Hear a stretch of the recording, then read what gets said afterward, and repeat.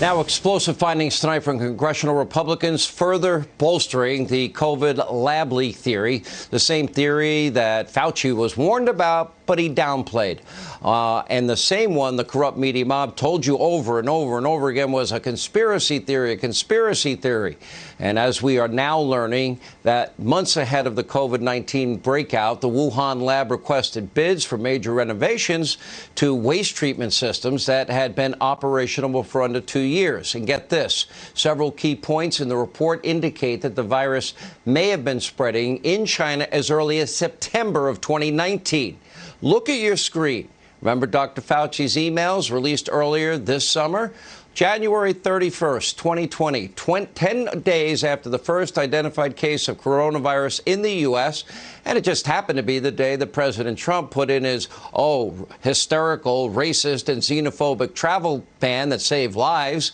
Well, it was Fauci that day was first warned that the virus had a genome with fingerprints that it, in fact, looked like it was manipulated in a lab. That would be gain of function.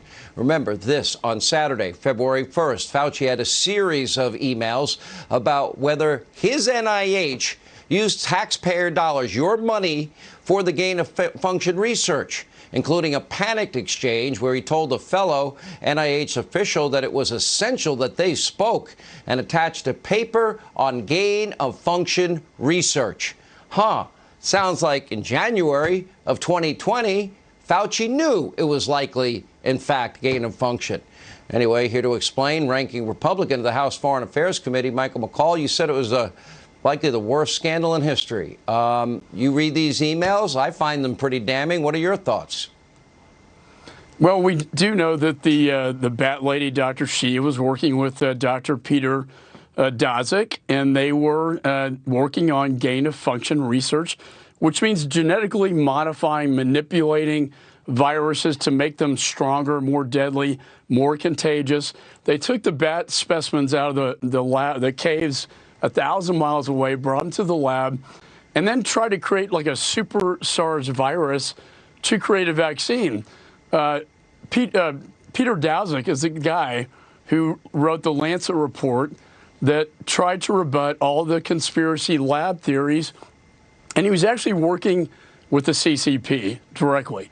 They asked him to write this report. He got 24 virologists to weigh in on this. And suddenly Dr. Fauci believes in everybody else. And the entire scientific community falls for this great hoax that Dr. Peter Daszak perpetrated on the world. And to make it worse, Sean, as you mentioned, we have NIH funding going into this dangerous manipulating research at the Wuhan lab itself. We cannot allow this to happen again. And they knew at the Wuhan virology lab that they were involved in coronavirus research and gain of function research. And these emails that Dr. Fauci, we now see, show us that he knew on January 31st, 2020, but then in public denied it, didn't he? Yes, and there are public papers between Peter Daszak and the Dr. Shi, the bat lady. They're publicly discussing gain of function research and genetic manipulation to sort of breed a monster out of a laboratory. I can't imagine Dr. Fauci would not know about that when he approved the NIH grant. So I think, look, I think we need to have a serious investigation, call these people before the Congress. And it should be bipartisan, Sean, but unfortunately, the Democrats don't seem to be very interested in this.